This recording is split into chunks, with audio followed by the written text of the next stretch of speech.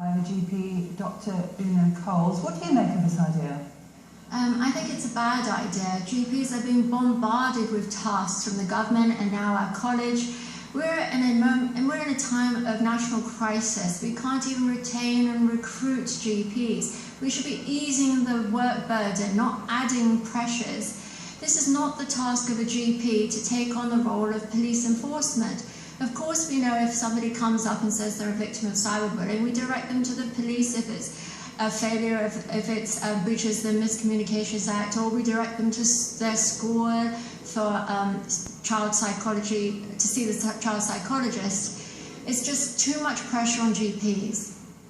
But surely, although your main focus should be taking care of people's physical health, it's not harmful just to keep an eye out for signs of abuse. Surely that's something that can be added to the range of people that can help children.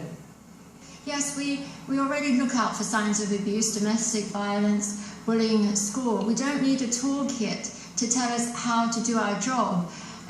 We already know how to do our job. There is no other professional who is given 10 minutes to see a client. 10-minute slots. That's such a little amount of time. And if you think that a child sees a GP maybe 3 times a year, that's 30 minutes in a year, as opposed to schools who see children 200 days a year, or parents 365. Well, given those factors, why do you think that this suggestion has been put forward? Why did the NSPCC think that GPs could spot signs of abuse when, as you say, they only see children for a few minutes at a time, a few times a year?